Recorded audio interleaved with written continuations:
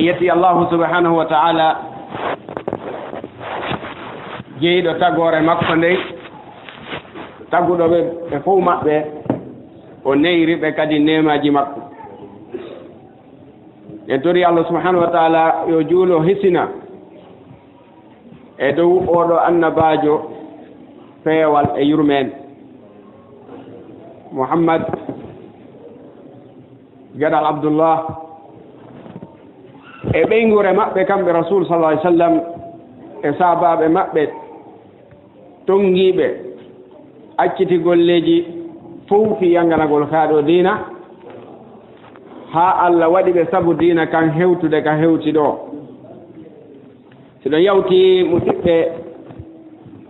haray no ɓe makiri no yewtere men nde inchallahu taala ko nde yiloto ko fi ɓural ko woni e tuubu buye e insinagol e Allah subhanahu wa taala e ɗuɗɗingol jantade inde Allahu subhanahu wa taala e dinɗe mana moƴƴereji ko woni e muɗum résultat ji ko yaltata e muɗum fiyon ɗum waɗi noon kala jomiraɗo guiɗe lugguɗe haray himo reeni alhaaliji no fewdorɗen noon ka leydi meɗen ɗo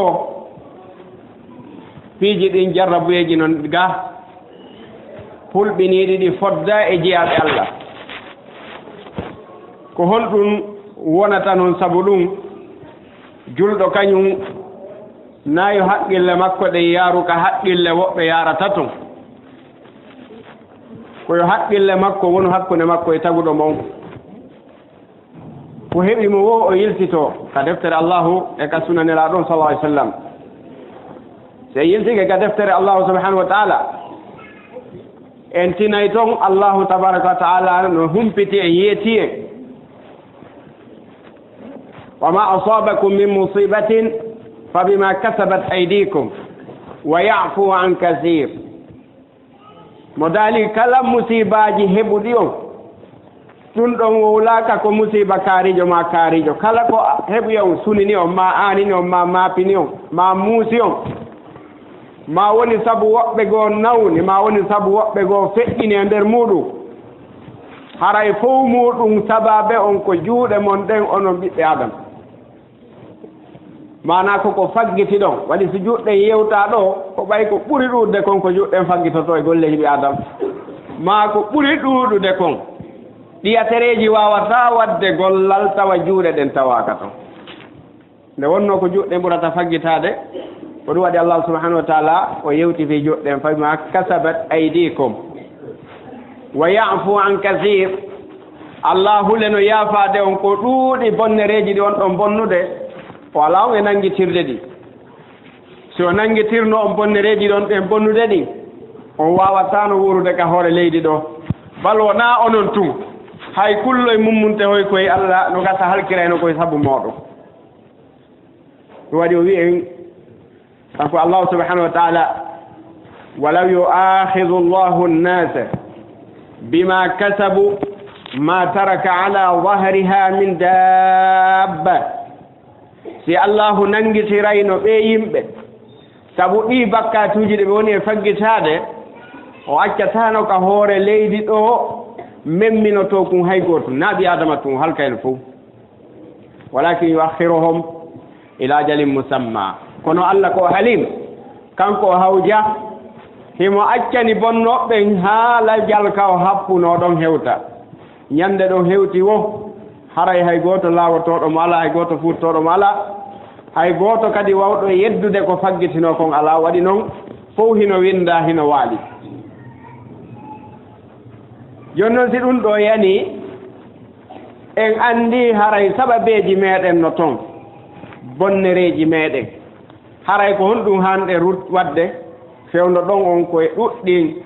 tuubugol rutto e Allahu subhanahu wa ta'ala toromo yaafuye on saati en yiyay kadi changement waɗowo on en yiyay mbattigu ko Allah subhanahu wa ta'ala wattitanta en kon koko wiyeten ɗo changement ko Allahu tun subhanahu wa ta'ala wawi ɗum heña waɗi noon biyadihi alkhayr moƴƴere nden koye juuɗe makko woni na e juuɗe hay e gooto kono ɗo e naatu wiye oɗo mawdu kadi ko andintingol yimɓe ɓen ko ɓe haani wadde wona wi'edema ko wiwgol awas si nde ɗo leere yoni ko ɗum ɗo hanɗa wonde na ɗum ɗon sen falama yiltoto ka defte jangge hay goto wata famude diina e nder muhadara haray ko softingol yimɓe ɓen suusina ɓe wakkilagol duumo e jantagol inde Allah subhanahu wa ta'ala anden ɗum ɗon no itta tampereji boyi si jippike e leydi kono si tawi tampereji ɗin jippike e leydi ndi tawi kefera fum ɓeydoto woni kara han ɗiwrata inna Allah la yughayyiru ma bi qawmin hatta yughayyiru ma bi anfusihim Allah subhanahu wa ta'ala wi o waylata ko woni e yimɓe ha tuma yimɓe ɓen wayli ko woni ka wonkiji maɓɓe kon si tawi yimɓe ɓen ko wonnoɓe e bonnude bakka to yani ɓe ɗuuɗa lette ari sabu ɗum ɓe wakkilo de ɓe sansa bakka toon sina ɗum ɓe heddo duumoto ɗon ɓe neɓay ɗon si ɓe wonno e nema si ɓe yettiri Allah subhanahu wa ta'ala on ɗon nema ko juuti o Allah ittatamo la in shakartum la azidannakum Allah subhanahu wa ta'ala so yettiri Allah nemaji makko ɗi na yo ɗuytude o ɓeyday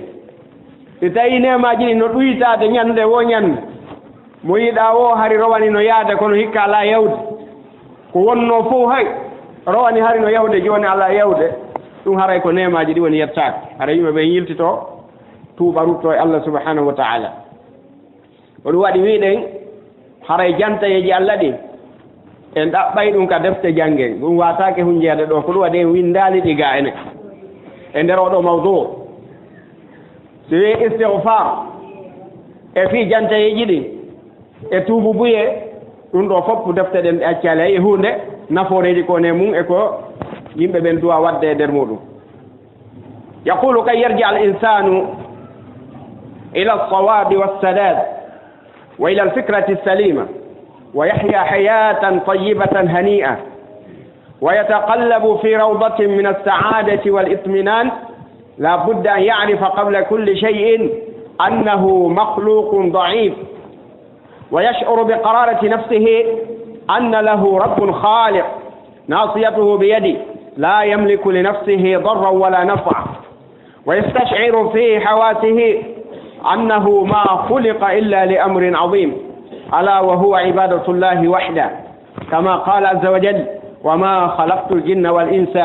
إلا ليعبدون ويفيو نتانك واو أرتد كفيوي دون أرتك لاول فوتشيغول o ara e miijo hisugongol ngu arana miijo ñaw miijoji ñawɗi ko woodi joni par ce que si miijoji yimɓe ɓe ñawi ɗum ñawna e ɓalli maɓɓe ɗi ñawna ɓerɗe maɓɓe ɗen il faut yimɓe heɓa alfikratu salima heɓa miijo hisungo sellugo keñ anndugo kala ko yani ko honto ɓe waɗata hoore maɓɓe ko darnde honde ɓe daranto nden ɗon hunde neɗɗo on o wuura gurdal welɗal gurdal newiɗal fiyo neɗɗo waaw waylitade e nder malore e dow deeƴere yani hara hettare no woodi deeƴere no woodi sonko e piiro ala ko il faut neɗɗanke on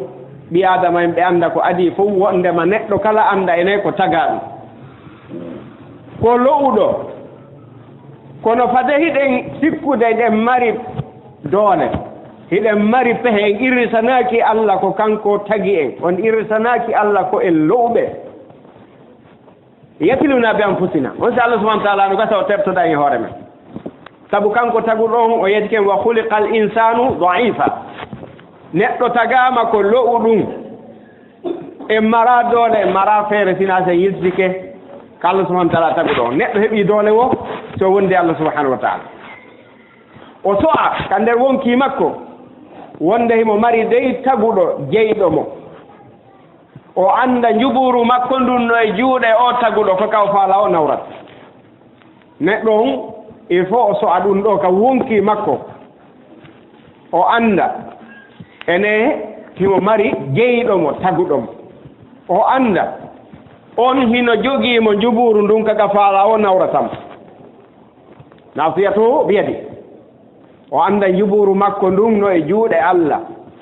ko marɗa mbuuɗi wo ko marɗa laamu wo ko marɗa teddungal wo kaka Allah subhanahu wa ta'ala yiɗi ya yaaru ɗon ko ɗon yarata na woni dirisude hoore ma ka adna ɗo o anda o wawana hoore makko duñude lorra o wawana hoore makko ɓannugol nafoore ha joni o so'a ka nder soyirɗe makko ka noppi makko ka gite makko ka ɓernde makko soyirɗi makko ɗin fof o so'a ene o tagiraka sina fi hunde mawnude o tagiraka sina fi hunde mawnude hay enen ɗo enen ɓi adama en a wawata darade ɗo yanganoɗa hunde daroɗa ɗo yangoɗa ha ɓa battima towɗo landeɗa wiya ko fijindar waɗirɗa kaka fije a jaɓata mo wi fijiray ɗum ɗon a andinayi on tigi an a ɗaɓɓiral ɗi mbuuɗi darnuɗa ɗe galle sama kala ko jeyɗa kon fof a jogitoto moƴƴi toppitoɗa moƴƴi dankoɗa yiwɗo o anday ɗum ɗo no mari jeyɗo a andini yimɓe ɓen na mere na moƴƴinirɗa ɗum ɗon na mere soodirɗa ɗum ɗon jon noon si tawi ɓi adama o moƴƴantamo ka o yango mere ko on ɗon sikkude Allah kanko tagay wa nder tagore ɗo fo wara ko mere la haqqille ƴettata ɗum ɗon o anda o tagiraka sina hunde mawnude ko woni nder hunde mawnde ko rewgol Allahu hara kafidali e Allah hay hunde ko ɗum ɗon woni ko tagira ko ɗum waɗi jomiraɗo wi wa ma halaqtul jinna wal insa illa liya'budun o wimi tagirali jinnaji ɗi e yimɓe ɓen sina fiyo ɓe rewan ɓet ko dewal ɓi adama e jinna woni ko tagira si ɓe waɗi ɗum ɗon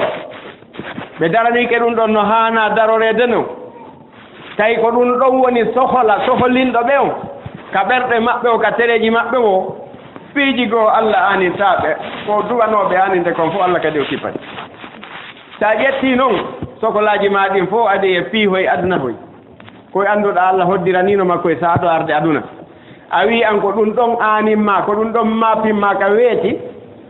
on ti jokkay ɗum ɗon o acca ɗon noon ko tagira fi mum kon o wiya ɓikkoye an koy cuhu an kun jawdi an ndin jokka ɗum ɗon ha ko Allah wi kon fuuto hara waktuji juulaka hara diina janngaka few jonna waktuji mon ɗin foppa ɗum gilandema bimbi ha waaloɗa a yahaali ka gooto ɗaɓɓuɗa bindol no faamira diina ma kam kono kala mo tañƴiniɗa sa yehi ka mum a ɓeydoto gokkun ɗum ɗon a dogay ka dogete siko a yoɓete passe a yoɓay siko tan ɗaɓɓante a heɓay tan si a wiyama ya daw a daway si a wiyama ya hirndu a hirnday lera ka wiyaɗa yewo a yahay fiyatnaw kono ala tan fi janngugol diina kam balla ala tan hay tottugol waktuji Allah subhanahu wa ta'ala haray goto be yo ñaawu hoore muɗum darta hoore mum fa ida taqarrara hada fi nafsi wa rasakha fi qalbi wa tamakkana fi khatirihi wa lubbi wa jara hada ash-shu'ur fi 'uruqihi jaryan ad-dam hina idhin yad'uuhu hada ash-shu'ur an yatuba wa ya'uba ila rabbih wa khaliqihi wa yastaghfiruhu wa yatrahu bayna yadayhi إذا حصل منه تقصير ما من ترك مأمور أو فعل محظور وي ستا إنتان كيون واوي سودة دون لاني تبتد كيون كي مكو عندي كو تغار كو لودو o andi o wana hoore makko hunde o andi ko tagira fi muɗum kon ko fi dewal ko ɗum addi mo kadna ɗo o ala ɗo fi mission goɗɗo goo hay goto ma eta Allah lando man no heɓa jawdi hay goto ma eta Allah winnamo hanno laamoɗa hay goto feƴƴinta o landoye ko hanno an ɗaɓɓa teddungal hay goto mata o lande ko hanno heɓa ɓali jani ko hanno juuta ko hanno an darna hada kulluhu la yusalu anhu l insan neɗɗo landatake ɗum fiyo ɗum ɓasinaɗo tagira kono ñande o hewtiɗo wo ka hewti ka Allah o subhanahu wa taala o landete man rabbuk o landete man rabbuk ko hombo jeyma jam wo haraɗa rewnomo hiɗa qirritaninomo jeygol ngol hiɗa waɗuno yani ko wi'uno ma kon hiɗa woɗino woɗaji ɗi o haɗuma ɗi haray on tigi mala si tawno yimɓe ɓen landeteno fi ɗiɗa harayno mo kala eppa maapo noon wiya kañum kadi yiɗa hodde lahira mara jawdi yiɗa hodde lahira laamaki yiɗa hodde lahira heɓali teddungal ma waɗali ko kaari en e kaari en waɗi on harayno no nani kono Allah subhanahu wa ta'ala ko wi ko tagiri on ko liyabluwakum ayyukum ahsanu amala ko ha o jarribo on ko hombo mon ɓurata moƴƴinde golle na goɗɗum goo inna allaha la yanzuru ila suwarikum wal nelaɗo maki allahu darata mbaadiji mon ɗi sakkona mo ala ɓandula bandu o heɓata moƴƴere wala ila amwalikum o darta jawle mon ɗe sakkona mo heɓali jawdi o heɓoyta moƴƴere wala ila ahsabikum wona dambeji mo darata walakin yanzuru ila qulubikum wa amalikum ko annuyeji ɗin e golle ɗen ko ɗo darete neɗɗanke noon so andi ɗum ɗo so ika wonki makko tawi joni mo wondi e ɗum ɗo bimɓe kikiɗe ko ɗum ɗo tutti ka ɓernde makko ɗum ɗo wawi jogade haqqille makko ɗen e miijo makko ngon ɗum dogiri e makko no ƴiiƴa won dogirde ka ɓandu makko noon on saati o so'ay ene hina idin yadu hada shur on tawi ko o soyi ɗo ɗum ɗon noddaymo ene si o bonni ko ma o tuuba o rutto ko Allah subhanahu wa ta'ala ɗum ɗo noddaymo yo rutto e Allah taguɗo mo o yisino e makko o lappo yeeso Allah o holla ene wa ufawwidu amri ila Allah o acca fiyakuji makko ɗi fof yo waɗe Allah subhanahu wa ta'ala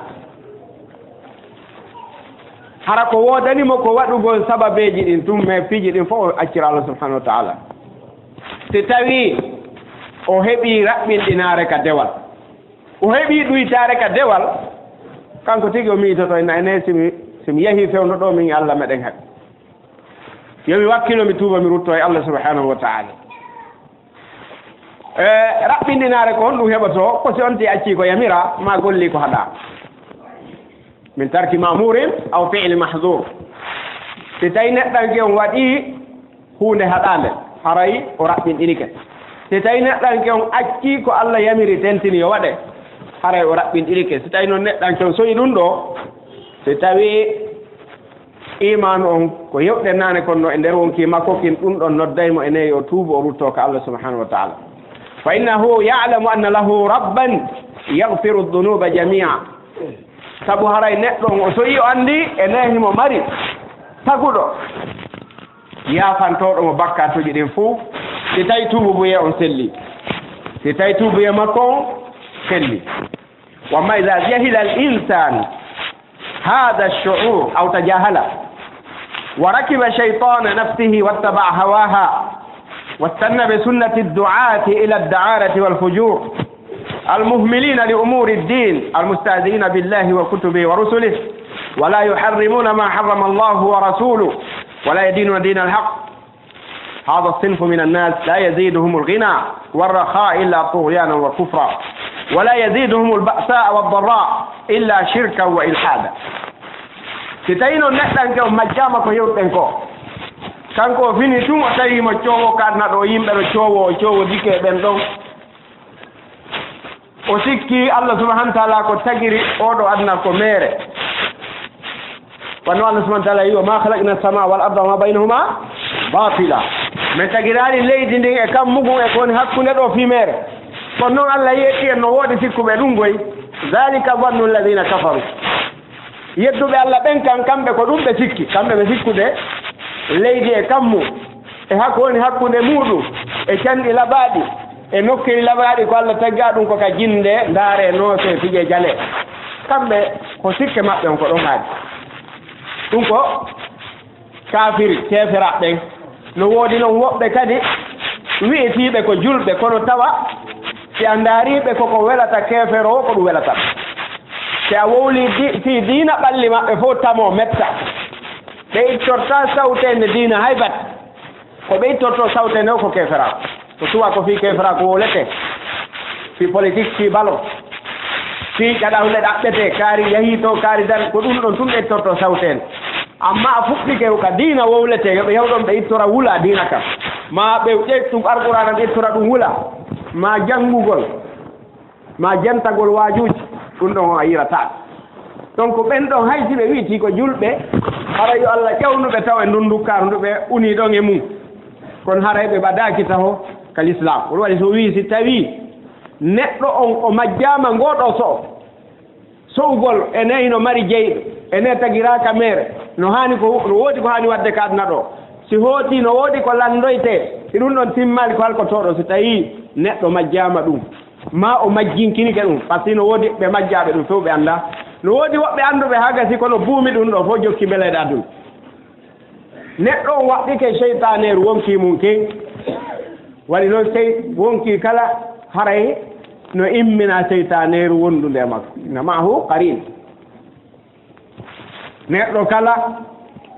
cheytaneru no jokkimo falandumo majjinde ndun ɗon hiɗon wondi bimɓe kikiɗe ko si ndu ɗaɓɓa e woɓɓe ko wallandu kono kayɗo on seftata ko ɗum waɗi si neɗɗo toñoyi seytane ñamdalngal wi ko seytane majjinnomo Allah subahana taala wi qala qarinuhu rabbana ma tohaytuhu qarinuhu ɗeno kana qarinuhu min adduniya gila adna ɓe wondi ɗum waɗi seytane no wi Allah min na min majjinnoma de si neɗɗo on accuse seytane wi ko seytane majjinnoma walakin kana fi dalalin ba'id si neɗɗo noon waɗɗike joni nduɗo seytaneru wonki mum kin o jokki mbeleɗe wonki kin waɗi noon wonki kañum ko muula ko e hoore ko welta ɗum ko a yiyamira eltugol kiiɗo wonki wowtinaki ko welata Allah kon si accitiki kanki a eltaliki kanki ko ka mettata Allah kon tun ko kala ka weli ko ɗon ɗum waɗi no woodi hay woɓɓe ardoɓe ka diina si tawi no weli ɓe arda fii ko weli kon pet hara ko fii ko weli to par ce que kamɓe ko ɗum ɗo wonkiki woni ɓe podde mum ko belandoruji ko woni ton kon ومن الناس من يعبد الله على حرف فإن أصابه خير اطمأن به no woodi rewoɓe Allah ka keerol diina kan e keferaku mum waɗa koyngal goo ka nder diina kongal goo ka yaade si tawi diina kam weeli tun o wona nder ton ismanna bi ene sabahu fitna inqalaba ala wajhi si tawi bono heɓimo ka diina ko mi yano toon mi yalti on ti yalta artake keferaku neɗɗo on si tawi o tewtike o jokki mbeleɗe kiiɗo wonki o jokki sunnaji ɓe yimɓe noddayɓe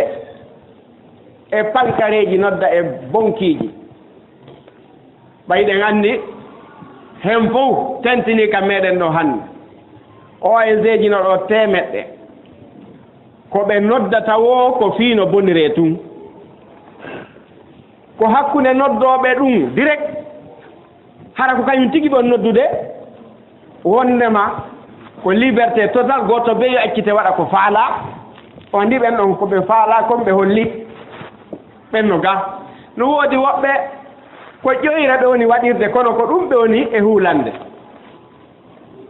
wi'ugol wata jiwo jomɓe o heɓa duuɓi nogay joyi gaynali jande makko wata gorko jombu o gaynali ɗum ɗo e ɗum ɗo heɓal duuɓi 50 sina ɗum haray o bonni keccu makko ngu wi'ugol marɗa mara sa heɓi debbo goto yonɗo yone eɓe andi rewɓe no ɓuuri worɓe ɗudde ni no woodi marɓe buyi feere buyi jombuɓe nayo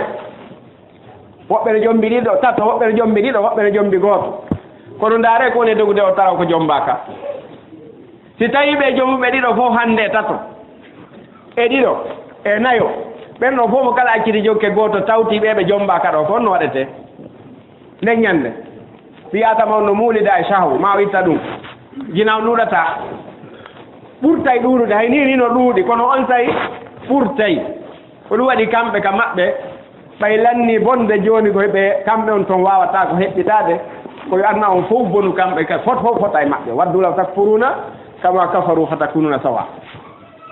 ɓe yimɓe weltindiɓe kala ko wiyete piyake diina jalkitayɓe deftere Allah nden jalkita sunna nelaɗo on jalkita kadi nelaɗo Allah on sallllahu alayhi wa sallam ɗum ɗon ɓe suuɗora kala ko wowla fi Allah ɗon on hiɓe daroto ɓe dankaranno ɓe wiya ɗum ɗo wonata kala ko wowla fi deftere Allah ɓe yetadema ɗum yaadino jamanuji feƴƴuɗi na ɗum fewnduduɗen sa wowli fi nelaɗo ɓe inna na ɗum fewɗi luwa ndiɗo leydi jaɓata ɗum luwa ndiɗo leydi jaɓata wala yuharrimuna ma harrama Allahu wa rasuluhu ɓe harminta ko Allah harmini ɓe harminta ko nelaɗo harmini ɓe diiɗinorta diina gonga kan o noone yimɓe ɗo yani oɗo façon yimɓe ɓeeɗo ngalu ɓeydataɓe hoyende ɓeydataɓe sina bewgol yerdal yimɓe si ɓe wayini si ɓe heeɓi ngalu ɓe wondatako koyo ɓe bew ɓe waɗa bewreji ɓe waɗa keeferago ɓe dépense ka boni si tawi ɓeeɗo kadi tampere e lorra ɓeydataɓe sina sirku e oñaata si tawi kodi fof jarrabuyeji fewndi ɗum wano goɗɗi fewndiɗe ka leydi meɗen ɗo ɗon kadi ɓe anndata ka ɓe yiltora fii no ɗum iwra ma fii no ɓe raɗora ɗum wan noon kamɓe haqqille maɓɓe okkata ko yiltagol ka Allah subhanahu wa taala ko ɗum ɗon moƴƴinta alhaaliji yimɓe ɓe kamɓe ko ɓe so'ata ko hino woodi ɗate goode ɓe rewata tawi noon ɗum ɗon fof martatake si Allah subhanahu wa taala addi hunde wawatande ittude sina kanko subhanahu wa taala ko heddi kon fof wawatande ولهذا قال أهل العلم إن شرك الأولين أخف من شرك أهل زماننا وقد صدقوا لأن الأولين إذا اشتد عليهم الكرب ونزل بهم البلاء رجعوا إلى المولى عز وجل وأما أهل زماننا لا يزيدهم فلا يزيدهم الغنى إلا طغيانا وعنادا ولا يزيدهم البلاء إلا ضلالا وشركا وبعدا عن الحق بل ينتهزون هذه الفرصة لاستغلال الأموال وإملاء الجيوب كما هو الواقع حاليا وفي ko ɗum waɗi joomiraaɓe gannde no maaki wo sirku aranɓe ɓen ko ɗum ɓuri hoyde edi sirku yimɓe jamanu meɗen on ɗo asina en faamu sirku ko rewgol sana muuru tun na en faamu sirku ko rewgol sana muuru tun ɗum haray ko faamu haate si tawi woodi sar'inooɓe jokka ɓe haɗa acca harana Allah subhanahu wa taala gila nden ñannde aray ko ɓen ɗo woni reweteeɓe maaɗa ɓe aray ko ɓen ɗon woni reweteeɓe maaɓe wan noon lahul halqu wal amre kono no tawi ko Allah tun woodani tagugol goɗɗo wawata wa kanko tun kadi woodani yamirgol ngol goy to kanko tun yamir tawi a waɗe wiya acce ɗum kadi koye juuɗe makko woni o acciraali ɗum yimɓe ɓe si tawi noon goɗɗo kadi aroyi sar'ini tawi yimɓe ɓen ko ɗum ɗon jokkata ma wowli ko ɗum ɗo yimɓe ɓen jokkata ɓe acca ko Allah subhanahu wa taala wi ko wono o jarrabuye jalbora ɗe nawnaji yaltude ɗo kala a ƴentata ko radio ma ndaara nokkure hay e gooto wi'a tigi on yo jama on tuuburutto ko Allah subhanahu wa taala ko wi'ugol yo nawnuɓen pottine yo soodo rewɗo sawel yo mo waɗi ɗum ɗa yo waɗ ɗum ɗa yo jawle ar si jawle ara ɗum ɗo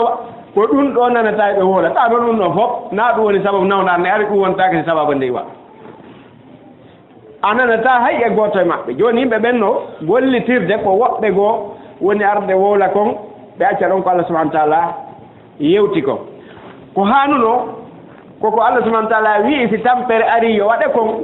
ko ɗum ɗo yamirtenoo yo fof tuubu rutto ko Allah subahanahu wa taala yo yimɓe ɓen jokku en ɗan yo yimɓe ɓen yo ɓe insino ko Allah yo ɓe ɗuɗɗi jantago inde Allah yo ɗi baaruji udde yo ka zina waɗete to yo ferme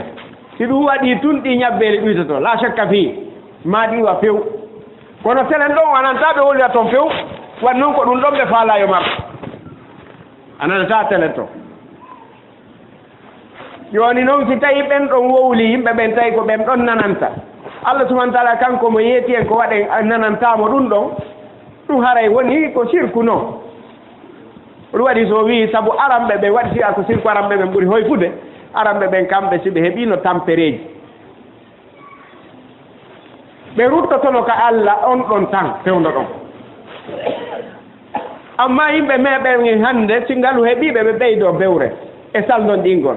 si tawi ko jarrabuye yene maɓɓe ɓe ɓeydoto sirkugol ɓe ɓeydito woɗɗitagol e gongal Allah subahana taala mo yewtino keeli buyi hollugol en aranɓe ɓen kamɓe si ɓe bonnino tun ɓe anndi ɓe heeɓi nambara sutike ɓe halakuye ma ñabbeeli ma goɗɗum ngo heeɓi ɓe ruttotono ko Allah subahanahu wa taala wa ida rakibu fi lfulki da'wu llaha mukhlisina lahu ddin falamma najjahum ila albarri ida hum yushrikun ko tuma ɓe artika kene wo ɓe shirka si ɓe yehi ka baaru molloɗe baaru immike faalama weltudeɗaɗe maɓɓe ɗen ɓe halde no ɓeyna he bugoɗen kala ko sirku koni ga fewtiten Allah goto toroɗen ɓe toro Allah danda ɓe si ɓe hewti ka kene noon kamɓe hoyede ari ɓe sirka kamɓe ko si newede no woduno ɓe sirka si sattede ari ɓe tuuba ɓe rutto ka Allah ene noon hande na ɗum a senninirta toon no newede woodi hande oɗo zaman e fewno tawi jarrabuye no ari fof no jokki ko jokkuno hay goto miijitata ko yiɗitade Allah subhanahu wa taala warenna kam joni ko si jarrabuye ari duwanoɓe darade haɗa ɓen yo on ɗo mana waɗana yimɓe ɓen sababe koytatan ɗo jarrabuye ko ɓen daroto ɓe profita e on ɗon tan no ɓe jaɓira jawle yimɓe ɓe hebbina jiifaji maɓɓe ɗin suka fewdiɗo hande ka fewniɗo hande ko hen fof no huwa faabo ha joni ko milliard dollar wona hiwrede e nder pays hoye tatoyi ma nayoy ko ɗum naati ha hande ɓe siɓɓe mum ɓe ndeɗo nawnare woni saabu mum ko hombo yeeta wonde ɓeygure mum nde naɓanama ɗon $1000 ko ɓe wallitora haji maɓɓe ala hay kamɓe tigi e hoore maɓɓe kamɓe wonɓe jonnude ɓen e wona ɓe jonnede ɓen hay seede hutare no ndefta kamɓe tigi ɓe wiide ɓe miiji kadi e jawle won natude kamɓe wonɓe jonnude e wona ɓe jonnede ɓen naafi miskino kam donc haray koko ɓe huira faabo yimɓe ɓe inna menen simen faaba kaɗo amen halkoto woni si ɓe faabama ɓe henno ɗum ɗon ɓe waɗa e haajuji maɓɓe hande ko ɓen ɗo yimɓe fewnoduɗen famma tawbatu wa rujuu ila Allah fa min awjabil wajibat tawi ko falɗe yewde ɗo kon tuubugo rutto e Allah subhanahu wa taala tuuba ko ɓuri waɗɗade waɗɗi ɗiɗi wa akadul maqtubat koko ɓuri tentude kadi e ɗi ɗaɓɓira ɗe waɗugol ɗin e oɗo aduna فقد نوى المولى عز وجل أساليب الدعوة إلى التوبة والاستغفار فتارة بالدعوة ومد اليد كقوله تعالى قل يا عبادي الذين أسرفوا على أنفسهم لا تقنطوا من رحمة الله إن الله يغفر الذنوب جميعا إنه هو الغفور الرحيم وأنيبوا إلى الله وأنيبوا إلى ربكم haray si tawi ko tuubugo rutto ko Allah subhanahu wa taala ɗum koko ɓuri waɗɗade e piiji waɗɗiɗi ɗi koko ɓuri waɗɗade e waɗɗiɗi ɗi koko ɓura tentinede ɗi ɗaɓɓira ɗen ɗi waɗi noon Allah o yewtiri en nooneji buyi fii no tuubire ruttoɗen ka makko o noddi kadi o fonti juuɗe makko fiyo yimɓe ɓen tuubu rutto ka makko saɗo make hadis allahu no fonta junngo jemma fiyo bonnuɗo ñalolma on tuubu rutto ka makko Allah no fonta jungo makko ñalorma fi bonniɗo jemma o kadi yo tuburutto e makko kanko Allah subhanahu wa ta'ala e ko ɗum waɗi Allah noddi ɗo Allah o noddiri yimɓe ɓe tuubu e façon ji buyi wonde ko noddugol ɓe jeeja ɓe fonta juuɗe makko ɗe moyna are koni mi son tuubi mi jaɓanayi o ndaare Allah subhanahu wa ta'ala hanno fottini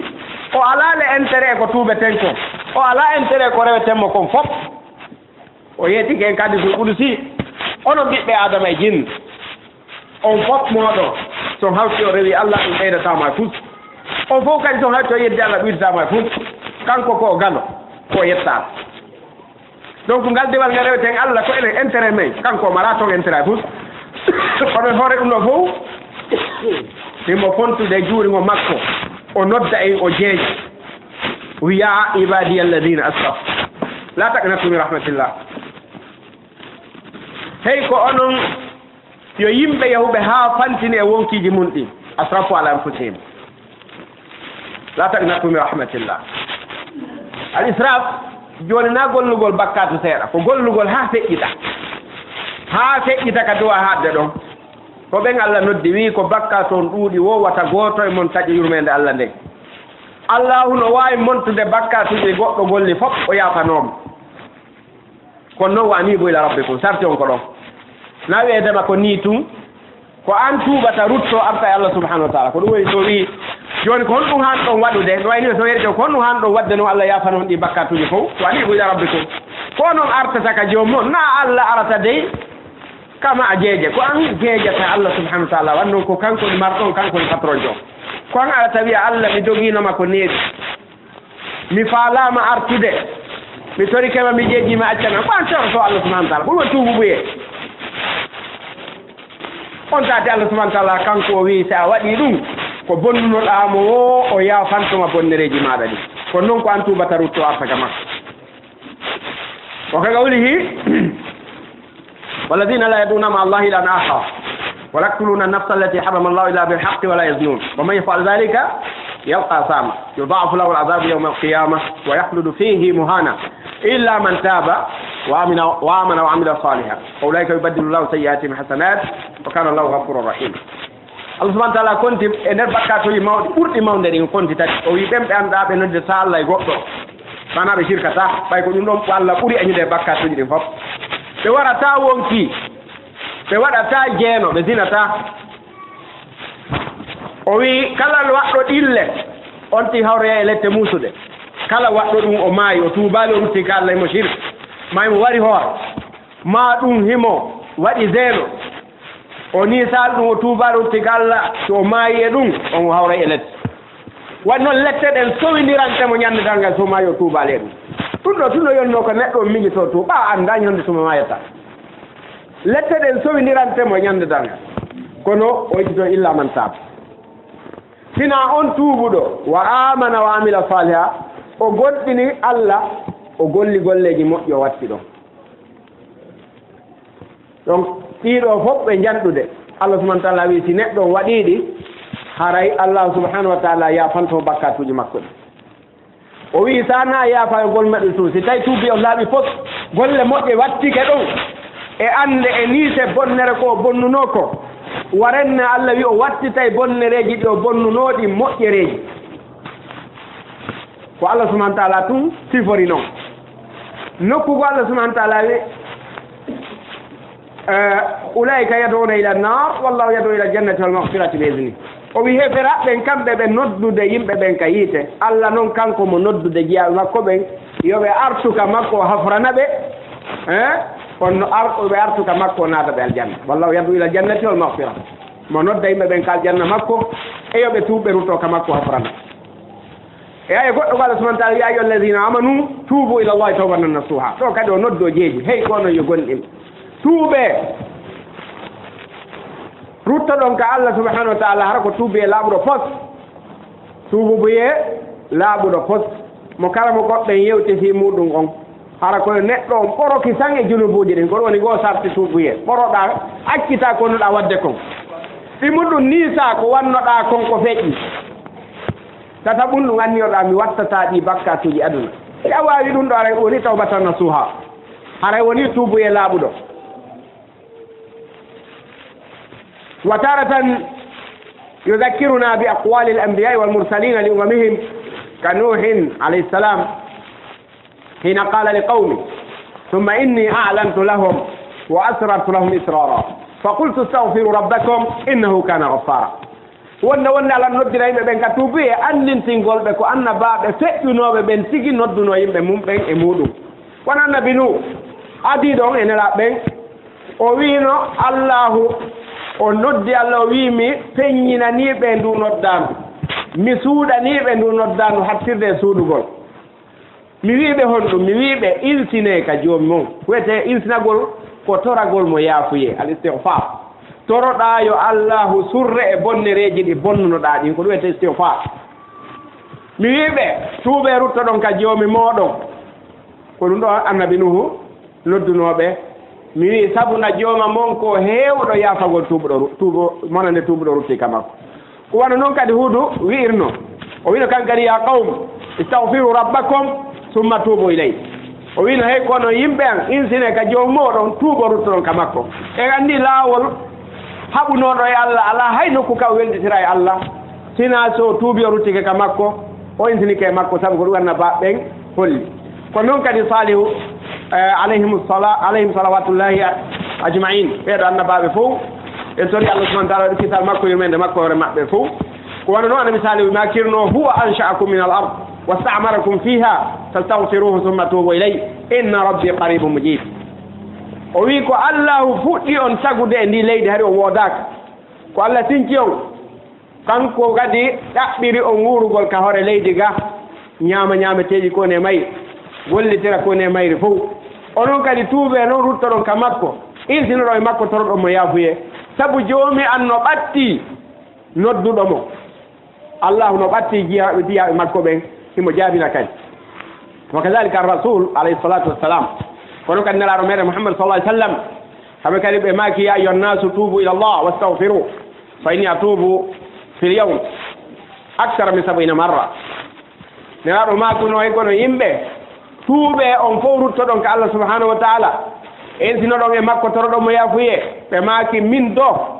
mi tuuba mi rutto ka Allah ko ɓuri laabi 90 nden ñalla nelaɗo sallallahu alayhi wa sallam eɗen fof suuɗaki en ko ɓe Allah wi yaafanike ɓe junubuji aɗi ɗe sakkitiɗi kono ɓe maaki ɓe ɓinsinoto ɓe tuuba ɓe rutto ka Allah ko ɓuri laabi 90 ɓe darotono ɓe juula haa koyɗe maɓɓe ɗen ƴuufa haa fetta ƴiiƴa yal ɓe naniile wonde Allah yaafanike ɓe junubuji maɓɓe adi ɗe sakkitiɗi siko enen hannde goɗɗo nanino ɗum wonno hay fii diina woltaka ɓoynami Allah yaafino kel Allah ni kono nelaaɗo no Allah subahana taala jippinire maɓɓe wi yaafanike ɓe woni noon Allah neema ɓurɗo nde Allah subahana taala wi goɗɗo mi yaafanike ma kala ko waɗɗa ko addi e ko sakkiti neema ala ɓurɗo ɗum tawi neema kon ɗum hanɗa ko yettugol nemin ɗon ko ɗum nde nen Aïcha wino nelaaɗo ko honɗum tampinirta ni hoore ma juulugol haa koyɗe ma heewa fecca ƴiiƴa yalta Allah wi yaafike ma bakkatuji adi ɗe sakkitiɗi neɗɗo holli nene Aïcha awa ko ɗo noon ɓe haani yettude Allah afala kun abdan shakura par ce que mi heɓi nema mo gooto heɓaani ko ɗo noon mi haani yettude nemin ɗon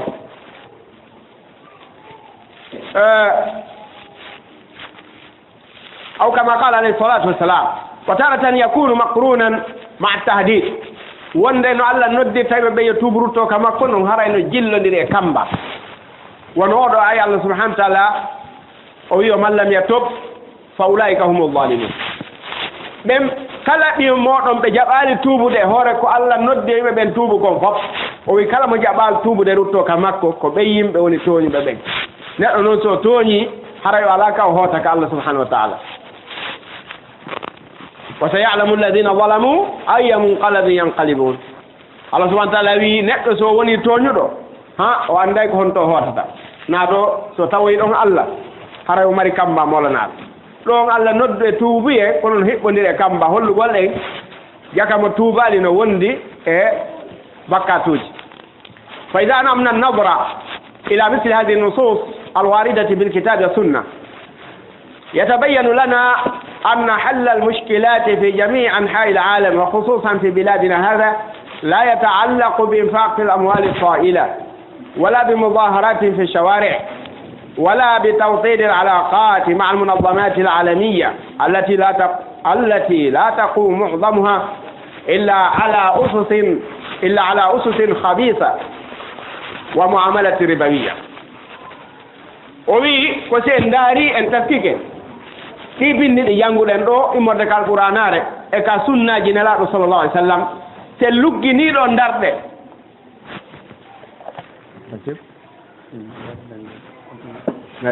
sen luggini darɗe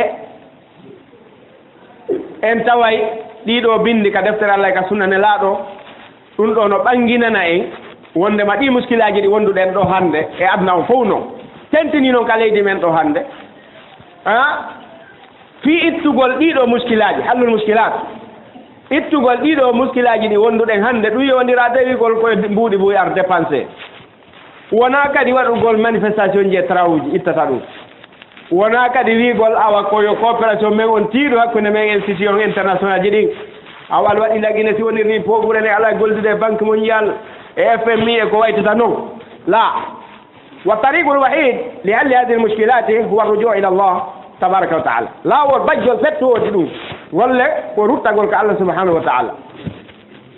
yimɓe ɓuyno sikka aray ko waɗugol coopération ɗiɗo organisation ji adnayankoji ɗi annduɗa ko ɓuri ɗurde maɓɓe fondation maɓɓe on ko fondation ji soɓuɗi ko gollodire ribayankoje anani ɓen ono daro inna lagine no ñaami no ñawli ɓe multimilliard ji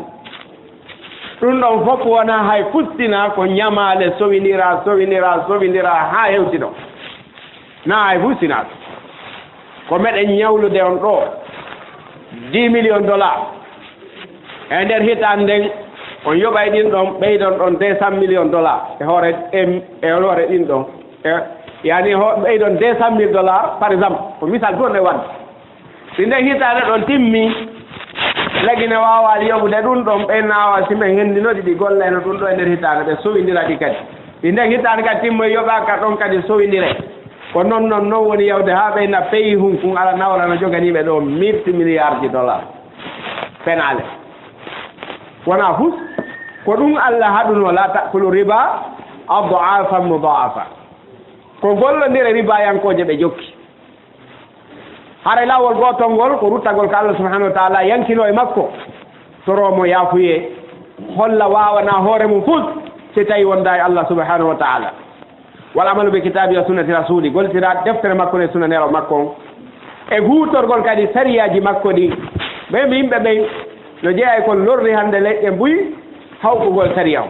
kala ka fi sariya wowla hande yimɓe ɓen no wiide ɓen ɗon koɓe intégriste koɓe ni e ni ɓal hay wonɓe janngude woɓɓe goo naaya wowlinde sariya e sikkude ɗum haray ko zaman arno feƴƴino la ɗum no wayi wa nde julde nde farla ɗen e mum si tawi fof acciti julde nde yutta ko nde farilla hinda ɗon si woɓɓe juuli woɓɓe juulaali irita ko nde farilla e ɓe juulaali ɓen fof ko ɗum ɓe hay heefera ɓen no nodda e mayregoy ko haɗi wi e ɓe juulu ko ɓay ɓe nootaaki taw naatirgal ngal ɓe naataali ka suudu ko islam o kono na wondema ɓe ɗaɓɓiroytaake nde julde donc haray te waɗi ɗum Allah subahana taala haray fawtanike en o wi on saate heɓoy ardande moƴƴere wa'ada allahu alladina amanu minkum wa amilu salihati la yastakhlifannahum fil ardi kama stakhlafa alladina min qablihim wala yumakkinanna lahum dinahum alladi irtada lahum wala yubaddilannahum min ba'di khawfihim amna Allah subahana taala fawtani wi o fodi inna allaha la yukhlifu l-mi'ad Allah hulundataako so fodi o wi fodi ɓe gonɗinɓe moom ɓe golli golleji moƴƴi mi lontinayi ɓe leydi ndi manam waɗay ɓe kamɓe ardetoɓe dirisa leydi ndi wano mi lontinirno moƴƴuɓe aranɓe ɓen noon mi wattana ɓe kulol ngol ɓe wondunogol hoolare nawnaji ɗe ɓe wondunoɗe mi wattana ɓe cella ɓillare nde mi watta yani ngalu ko ɗum woni Allah subahana taala wayɗay fof o wattita kono noon no yowndiri e charte wa'ada allahu alladina amanu minkum il faut ɓe heɓa iman billah gonɗinal timmugal ngal sikke walay si tawi ko ɓuura jantagol inde Allah subahanahu wa taala e dinɗe ko woni e muɗum e ko yimɓe ɓe yafante bakkar sabu ɗum e moƴƴereji ko ɗuuɗirta sabu jantagol inde Allah yippiiji ɗi yimɓe ɓe huli ɗin eɗi ɓe añi ɗin tawa iway e maɓɓe ɗum kadi hino ɗuuɗi ha bal piiji buy koni yande yimɓe ɓen hay ko ɓeeta kon walligayatu hayru min al ilaj ko haanuno ko reena gongol hara hewtaali ɗum ɓurno accuda nawnar nde hewta ɗum inanono ɗaɓɓude lekki no woodi piiji buyɗi nelaaɗo maaki si en huutori ɗum seytane ɓadataako kono fof no woni muhmilin weltindiiɓe hay gooto memata ɗum ɗon fof ko tuma neɗɗanke on nawni wonon ɓeyna yahe noon ka moccol haray karamon say nafirta o wi noon piiɗiɗo zicruji en ala juutinde si o wi si en waawino tun daranade yoga e majji hara kono ɗaɓɓira e meɗen daragol noon kama tuliba minna hara wano par exemple en daranno ke tun al azkaru fi lsalati wa bada lsalat ɗi azkaruji wonɗi kan nder julde e wonɗi ɓaawo julde nden lahasadna hadi nataij en yiyayno kisan ɗiɗo résultat ji wanta fanaha fi dinina wa duniyana en naftorayno ɗi ka dina men e ka aduna men fof walakinna masahila dunia wa hubbu mataiha hajabat ayunana an ilqiyami biha kama yambagi o wi kono sohlaji aduna ɗin yiɗugol dakammeji aduna ɗin ɗum ɗo sakkike wirni gite meɗen ɗen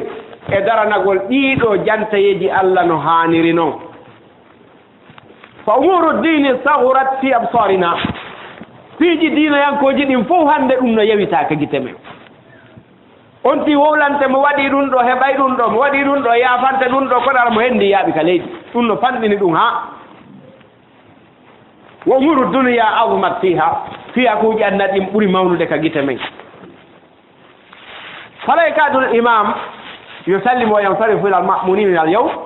إلا والمسجد خال عن المصلين كأنما كانوا يجلسون على الجنب وفي هذا الإمام جوء جول سلمنا وفي أستغفر الله لا بتدي وفي اللهم أنت السلام منك السلام ويجيتو باو بسنا رجول دين wonde ɗo yaawi assalamu aleykum wa rahmatullahi ɗimmon haranani woɓɓe no wola ka yaade amige to ɓe si salmini si yalti wara aynay koye hoore ƴulɓe ɓe jooɗino ka juulima ɗon moƴƴere ɗuɗuɗe ɓe faɗi sabuna no wi'odi ɗon buy kadi ko wi'a yo waɗe tawi ko Allah tigi joofi ka deftere makko nelaɗo kadi tintini ɗum Allah subahana taala o wi ka suratnisa fa ida qudiyati salat وإذا فإذا قضيتم الصلاة فاذكروا الله قياما وقعودا وعلى جنوبكم ما يلابد سيوم كاي ني جولde nde waɗe janteji Allah no ɗon ka jooɗi ɗon e ka waali ɗon e siɗon yawde fof qiyaman joni noon assalamu aleykum haray fof yeehi ɗum holli fewno juuleteno aɗo imamu salminde no wonno ka haqqille ma ɗe wara hari nde ala ka nder julde ko ɗum waɗi si salmina tun ɓernde ɓare wannoon ko ɓernde nden gidata tereji ɗin salmina tun hawtiɗa yawɗa ka wonnoɗa e miijitade toon tawi hay ɗiɗo jantayeji ɓaawa julde anga wawata fal islam maratiba faman raqiya fi martabatin wa sabata alayha yatamakkanu min alwusul ila allati fawqaha islam on ko martabaji waɗi ko dardiaji ko sa hewti e oɗo dardia wawa hewde wonɗo dow ɗon on kono sa hewtaki e oya a wata hewde oya adam ɗe yamira jantayeji buy kono tawi an hay ɗi ka nder julde a timminta itti e sikke sa timminal ɗi ka nder julde a wawata wadde askaru bada salat a wawata wadde kadi sa wawal wadde askaru bada salat a watta e ɗon darde ɗiɗi ko noon ko martaba ko seeɗa seeɗa ko ya juul julde nden timmude adda jantayi ko ne mayre ko fo on tawi si salminama nden julde ɗon nde puusete ya jo ɗon kadi waɗa janteji watteɗi ɓaawa julde ɗin sa waɗi ɗum ɗon on sa hewtay daraja yeeso jon wawugol kadi si tawi a waɗi jantayiji ɗin fof immoɗa ka duwa ɓeydede darde ɗiɗi ɗon watta ɗon darde ɗiɗi mbayɗe andi si tawi ko wano alansarama subaka ɗum ɗon nafatake ɓawmo ka duwa naafede ɗon ko ɗum waɗi so wi islam on ko non o wi kono si tawi neɗɗankew martaba goto waɗi ay fa isa rasaba fi wahidatin minha si tawi on tigi o perdi goto e majji jina ɗon naɓi yeeso ko yeeso tun o yara ɓawre tun o yara il faut sa hewti oɗo nokku wakkiloɗa ha tawita ɗon wakkiloɗa ha si a hewti on ɗo nokku a yi ay goɗɗo kadi dow on sa tehi wakkiloɗa ha hewta on ɗon kadi sa hewti ɗon kadi ay joni nokkugo dow kadi ka duwaɗa hewtude on satti yara noon kono si ka wonɗa ara noon ɗon a timminali on ɗon a wi ke ɗon a so hammiri ley a ɓurta e tun jippade ha on ti wontoya asfalu darakat wontoya ka ɓuri joltude e ko joli ko woko ɗum waɗi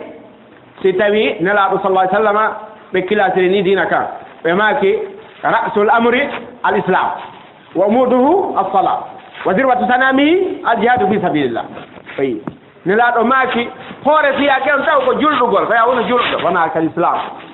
nde wiɗa ashhadu an la ilaha illallah ashhadu anna muhammadan rasulullah a woni julɗo ta tabiti ɗon ngal imanagal ma ɗon kerɗi hakkude ma e Allah ñentingol nelaɗo ngol kelɗi e ma ɓay ko ɗum woni ashhadu anna muhammadan rasulullah ha on saati a wawa joni ñinnude julde nde wanno nelaɗo maaki natirgal ngal ko l'islam tugale ɗen ko julde nde si tawi goɗɗo ari liɓiɗe tugale nde julirde ɗo nde daroto nde darotako ko ɗum waɗi haray kalmo ko ɓen fof hino fotti mo juulata ko keefeero wanno haray kanko o ala hiwnde nelaɗo maaki ko julde nde woni tugale ɗen wa zirwatu sanamihi al jihadu fi sabilillah warña kere nden dow ko waɗugol jihadi fi sabilillah ɗum waɗi wasi nelaɗo maaka ni en ɗum ko seeɗa seeɗa yarete ko tuma neɗɗo on waawi ɗiiɗa fof o dari e majji l'islam on kelɗi iman on kelɗi ko on saati on ti yettoto e daraja tu waɗugol jihadi ko hewtanteɗo ko ɗum waɗi sa yi goɗɗo no daroɗo hannde mo annɗa tottata julde timmude no wiya o jihadi moƴƴa ka yiɗa yimɓe o no wiya jihadi sabota jihadi a annda woni ko wonɗa wolde ko a hewtali on ɗon daraja ɓe Allah noddi ɗon ɓen hiɓe toon ɗum ko hewtante ɗum ko ɗo woni warñakere nden sa hewtoyi ɗon haray an hiɗa anni imma haray ko fodaɗa ko yiɗan husna yeyi haray mayde a konta ɗum hunde ko piiji ɗiɗi heɓata ko maya toon ka jihaadi yaha aljanna ma ɗum foola heferaɓɓen kefera ngun ɗuyto e leydi ko ɗiɗo ɗiɗi fof ko moƴƴere ko ɗum ɗo naafigiɓɓe hulno si ɓe fokkiti ɓe naati ɓe yahi e ngal ɗo kondiroyi e kaari ɓe fof ko toon ɓe heddoto bal wanantum an lan yanqaliba arrasulu walmuminuna ila ahlihim abada fa zuyina dalika fi qulubikum kono ɗo naafigiɓɓen sikkuno par ce que ɓe ala daraja imanagal ka gonɗinɓe ɓen jogii ko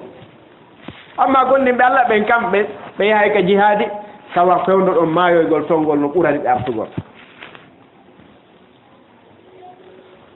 وما فضل ذكر الله تعالى فهي أكثر من أن يحصى فقوله تعالى يا أيها الذين آمنوا اذكروا الله ذكرا كثيرا وسبحوه بكرة وأصيلا كيف جنت تقول إن دالنغو ثم ندودي ها goɗɗo wawa taalimude ɗum ɗon wano allah subahana taala wiiri ɗo kono e gonɗinɓe jante inde allah janta e ɗuuɗuɗo subbinano ɗon mo bimɓe kiikiiɗe روي عن ابن عباس رضي الله عنه في تفسير هذه الآية قال إن الله تعالى لم يفرض على عباده فريضة إلا جعل لها حدا معلوما وعذر أهلها في حال العذر غير الذكر فإن الله لم يجعل له حدا ينتهي إليه ولم يعذر أحدا في تركه إلا مغلوبا على تركه فقال تعالى اذكروا الله قياما وقعودا وعلى جنوبكم ابن عباس ما كثير قالوا آية قال سبحانه وتعالى يا أيها الذين آمنوا اذكروا الله ذكرا كثيرا ويتون جنت إن دال جنت يدور دو حبال ابن عباس وماكي كثير قالوا آية وي الله فرلالي فرلا هاي غوتو سنا وادناي اون فرلا كيرول اندangol par exemple julde nden o wi juule ko waktuji joyi ko ɗin ɗon haɓɓa ka fana on ko nayi ko darɗe ɗen ɗon haɓɓa en juulata ko mankiɗe en feƴƴintaɗe no haɓɓa alantara ko nayi futoro ko tati geeƴe ko nayi subaka ko ɗiɗi ɗum ɗon fof no haɓɓana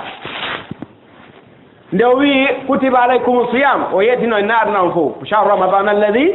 unzila fi lqur'an o inni en ko suumaye ko ndun ɗon hoorete nde o wi en ko hajju nelaɗo yeeti en ko en ho nde wootere e nder hitande nden e nder gurnal ɗan fof ko ɗum ɗo woni farillaji on sa waɗi toon goɗɗigo haray ko hajjuji naafiloji nde o wi en zakka